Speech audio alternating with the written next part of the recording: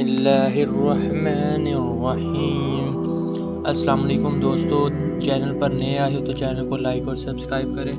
آج حضرت بلال حبشی کی ہسٹری بیان کریں گے۔ حضرت بلال رضی اللہ تعالیٰ عنہ بڑے مشہور صحابی ہیں۔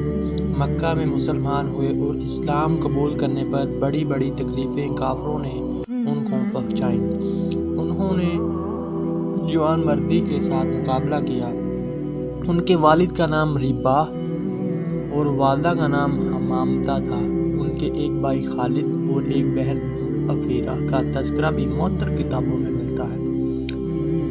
ان کا آبائی وطن حبشہ تھا، اس لیے ان کو حبشی کہتے تھے۔ حضرت بلال رضی اللہ تعالیٰ عنہ حضرت سید العالم صلی اللہ علیہ وآلہ وسلم موجود اور ہر وقت حضرت صلی اللہ علیہ وسلم کے خدمت حاضر ہوتے تھے۔ ان کے سپرد حضرت صلی اللہ علیہ وسلم کے اخراجات کا انتظام بھی تھا۔ محدث حاکم اور حافظ ابو نعیم نے ان کو اصحاب صفہ میں بھی شمار کیا ہے۔ اسلام لانے کے بعد حضرت صلی اللہ علیہ وسلم کے ساتھ جنگ بدر اور دوسرے تمام جہادوں میں شریک رہے۔ سب سے پہلے انہوں نے اذان دی اور حضرت صلی اللہ علیہ وسلم جب تک اس عالم میں تشریف فرما رہے مسجد نبوی کے مؤذن رہے۔ ان کی بڑی بڑی فضیلتیں حدیث کی کتابوں میں آئی۔ مکہ میں ایک عورت کے غلام تھے، اس حالت میں اسلام قبول کیا اور مشرکین مکہ نے اسلام قبول کرنے پر سخت ترین سزائیں دی، جس کا تذکرہ ہم بھی کریں گے۔ ان کے دکھ اور مصیبت کو دیکھ کر حضرت ابو بکر رضی اللہ تعالیٰ عنہ نے خرید کر ان کو آزاد کر دیا۔ حضور سرور عالم صلی اللہ علیہ وآلہ وسلم نے فرمایا کہ دین حق کے بارے میں سبقت لے جانے والے اور آگے بڑھ جانے والے چار ہیں۔ میں عرب میں سے سبقت کرنے والا ہوں اور صہیب رضی اللہ تعالیٰ روم سے، سلیمان رضی اللہ تعالیٰ عنہ فارس سے اور بلال رضی اللہ تعالیٰ عنہ حبشہ سے۔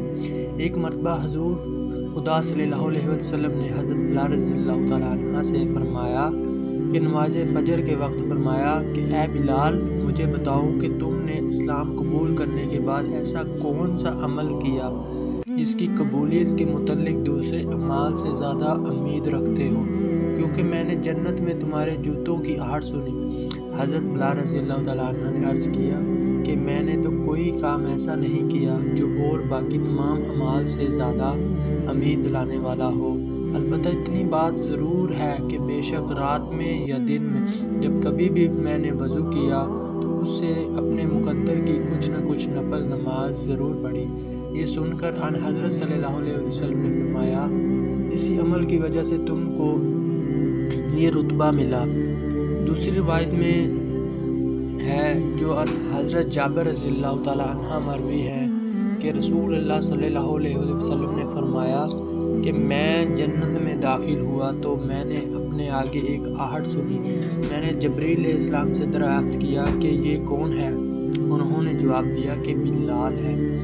حضرت بلال رضی اللہ تعالیٰ عنہ نے جب اس موقع کو یاد کیا کرتے تھے کہ حضرت صلی اللہ علیہ وآلہ وسلم نے جنت میں ان کی آہٹ سنی تو خوشی کی وجہ سے رو دیا کرتے تھے۔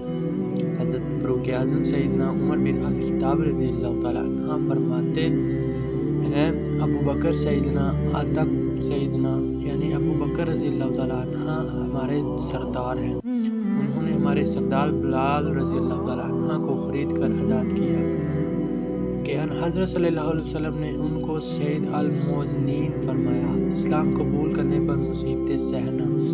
حضرت عبداللہ بن مسعود رضی اللہ تعالیٰ عنہ فرماتے تھے کہ اول 7 حضرات نے اپنا اسلام ظاہر کیا تھا۔ حضور فخر عالم صلی اللہ علیہ وسلم، ابو بکر رضی اللہ تعالیٰ عنہ، عمار رضی اللہ تعالیٰ عنہ اور ان کی والدہ سمیہ رضی اللہ تعالیٰ عنہ، صہیب رضی اللہ تعالیٰ عنہ، بلال رضی اللہ تعالیٰ عنہ، مقدد رضی اللہ تعالیٰ عنہ، ان سب کو مشرکین مکہ نے پوری طرح ایذا دینے اور ان پر ظلم کے پہاڑ توڑنے کا ارادہ کیا۔ سو اللہ تعالیٰ نے رسول اللہ تعالیٰ صلی اللہ علیہ وسلم کو آپ کے چچا ابو طالب کے ذریعے دشمنوں سے بچایا اور حضرت ابو بکر رضی اللہ تعالیٰ عنہ کو ان کی قوم کے ذریعے محفوظ رکھا اور باقی سب کو مشرکین نے پکڑ کر لوہے کی زنجیریں پہنا کر دور میں ڈالا، اس طرح ان کو عذاب دیا۔ یہ حضرات زری پہنے ہوئے دھوپ میں پڑے رہتے تھے اور دھوپ کی تیزی کے علاوہ لوہے کی ذرا گرم ہو جاتی تھی تو بے انتہا تکلیف ہوتی تھی۔ حضرت بلال رضی اللہ تعالیٰ عنہ امی بن خلف کافر دوپہر کے وقت سخت گرمی میں تپتی ہوئی پتھریلی زمین پر الٹا کر سینے پر پتھر کی ایک باری چٹان رکھوا دیتا تھا اور ان سے یوں کہتا تھا تو اسی طرح پتھر میں دبا پڑا رہے گا حتیٰ کہ تجھے موت آ جائے گی، یا دین اسلام کو چھوڑ کر اور محمد صلی اللہ علیہ وسلم کے ماننے سے انکار کر کے لات و عزا کو پوجنے لگے۔ حضرت بلال رضی اللہ تعالیٰ عنہ اس کافر کا صرف یہ ایک جواب دیتے جاتے کہ احد یعنی معبود برحق ایک ہی ہے، اسے چھوڑ کر لات عزا کو نہیں پوچھ سکتا۔ اللہ کے اس بلند ہمت بندے کو صرف یہی نہیں کہ تپتی زمین پر لٹا کر پتھر کی طرح چٹان سے دبا دیا جاتا تھا، بلکہ اس کے ساتھ ساتھ یہ بھی کیا جاتا تھا کہ ان کو مکہ کے شریر لڑکوں کے حوالے کر دیا جاتا تھا جو ان کی گردن میں رسی ڈال کر چکر دیتے پھرتے تھے، اور حضرت بلال رضی اللہ تعالیٰ عنہ اپنی وہی رٹ لگائے جاتے تھے کہ احد معبود برحق ایک ہی ہے۔ دن بھر حضرت بلال رضی اللہ تعالیٰ عنہ کو ستایا جاتا تو تپتی زمین پر لٹا کر اوپر سے ان پر پتھر رکھ کر برا حال کر دیا جاتا تھا، اور پھر رات کو زنجیروں میں باندھ کر کوڑے لگائے جاتے تھے، اور اگلے دن پھر گرم زمین پر لٹا کر اس عاشق مولا کے بدن کے زخموں کو اور زیادہ زخمی کیا جاتا تھا۔ حضرت بلال رضی اللہ تعالیٰ عنہ کو سزا دینے کے لیے کئی شخص تھے، ایک تھک جاتا تو دوسرا سزا دینے لگتا، کبھی ابو جہل کا نمبر آتا، کبھی امدہ بن خلف کا، اور کبھی ان کے سوا دوسرے لوگ سزا دینے لگتے تھے، اور ہر شخص ان کو اتنی سزا دیتا تھا کہ اپنا زور ختم کر دیتا تھا۔ حضرت بلال رضی اللہ تعالیٰ عنہ کی یہ تکلیف دیکھی نہ جاتی تھی۔ ایک روز جب کہ امی بن خلف اور اس کے ساتھ حضرت بلال رضی اللہ تعالیٰ عنہ کو مار پیٹ رہے تھے، اس طرف کو حضرت ابو بکر صدیق رضی اللہ تعالیٰ عنہ کا گزر ہوا، اور انہوں نے امی بن خلف سے کہا کہ تجھے خدا کا خوف نہیں آتا؟ اس مسکین کے ساتھ کب تک یہ ستم ڈھاتا رہے گا؟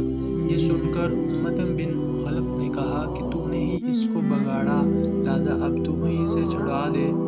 حضرت صدیق اکبر رضی اللہ تعالیٰ عنہ نے فرمایا، ہاں میں نے ان کو چھڑا لوں گا، میرے پاس ایک سیاہ فام غلام ہے جو ان سے بہت زیادہ طاقتور ہے اور تیرے دین شرک پر جمع ہوا ہے، اسے ان کے بدلے دے دوں گا۔ امی بن خلف نے کہا مجھے منظور ہے، لہذا صدیق اکبر رضی اللہ تعالیٰ عنہ نے اس غلام کے بدلے حضرت بلال رضی اللہ تعالیٰ عنہ کو خرید کر آزاد کر دیا، اور ہجرت سے پہلے انہوں نے حضرت بلال رضی اللہ تعالیٰ عنہ کے سوا 6 غلام اور خرید کر آزاد کیے جو اسلام قبول کرنے پر مارے پیٹے جاتے تھے۔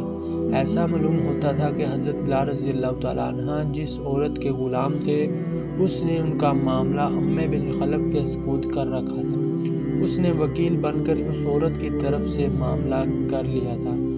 ہجرت کے وقت حضرت بلال حبشی حضرت سید عالم نے جب مشرکین مکہ کو دین اسلام کی دعوت دی اور توحید خداوندی کی طرف سے بلایا تو مکہ والے آپ کے دشمن ہو گئے اور طرح طرح سے آپ کو اور آپ کے ماننے والوں کو ستانے لگے۔ ناچار مجبور ہو کر حضرات صحابہ رضی اللہ تعالیٰ اجمعین نے آپ کی اجازت سے مدینہ منورہ کو ہجرت شروع کر دی۔ حضرت براہ رضی اللہ تعالیٰ عنہ فرمایا کہ ان حضرت صلی اللہ علیہ وسلم کے صحابیوں میں سے سب سے پہلے ہمارے پاس مدینہ منورہ مصعب بن عمیر رضی اللہ تعالیٰ عنہ اور ابن مکتوم رضی اللہ تعالیٰ عنہ پہنچے۔ وہ دونوں قرآن شریف پڑھایا کرتے تھے۔ کچھ دن کے بعد عمار رضی اللہ تعالیٰ اور بلال رضی اللہ تعالیٰ اور سعد رضی اللہ تعالیٰ عنہ آئے تھے۔ پھر ان کے بعد 20 صحابیوں میں شامل ہو کر عمر بن خطاب فاروق اعظم رضی اللہ تعالیٰ عنہ آئے۔ پھر نبی اکرم صلی اللہ علیہ وسلم تشریف لائے۔ مدینہ شریف کا نام پہلے یثرب تھا اور اس میں دباؤ بہت رہتی تھی۔ جب حضرت صلی اللہ علیہ وآلہ وسلم مدینہ شریف پہنچے تو حضرت ابو بکر رضی اللہ تعالیٰ عنہ اور حضرت بلال رضی اللہ تعالیٰ عنہ کو بخار آ گیا۔ حضرت عائشہ رضی اللہ تعالیٰ عنہ نے یہ ماجرا حضرت صلی اللہ علیہ وسلم سے عرض کیا تو آپ نے اللہ سے دعا کی، اے اللہ، جیسے ہم کو مکہ محبوب تھا ایسے ہی ہم کو مدینہ محبوب بنا دے، بلکہ اس سے بھی زیادہ ہم کو مدینے کی محبت دے۔ اے اللہ، اس کی آب ہوا صحت تندرستی والی بنا دے اور اس کے مد و سا میں ہمارے لیے برکت دے۔ مد اور سا پیمانے کے نام تھے اور اس کے بخار کو یہاں سے اٹھا کر حجفہ میں منتقل فرما دے۔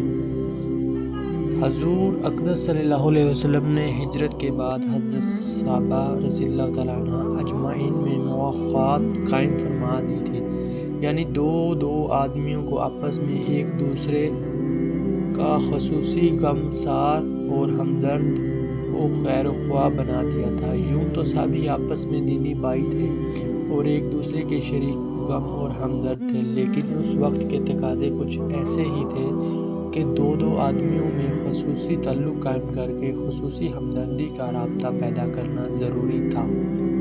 حضرت بلال رضی اللہ تعالیٰ عنہ اور حضرت عبیدہ بن الحارث رضی اللہ تعالیٰ عنہ کو حضرت صلی اللہ علیہ وسلم نے بائی بنا دیا تھا، اور بعض اہل سیر کا کہنا ہے کہ حضرت صلی اللہ علیہ وسلم نے حضرت بلال حبشی رضی اللہ تعالیٰ عنہ کا بھائی حضرت ابو رادیہ ہاشمی رضی اللہ تعالیٰ عنہ کو بنایا۔ یہ تھا حضرت بلال رضی اللہ تعالیٰ عنہ کی ہسٹری۔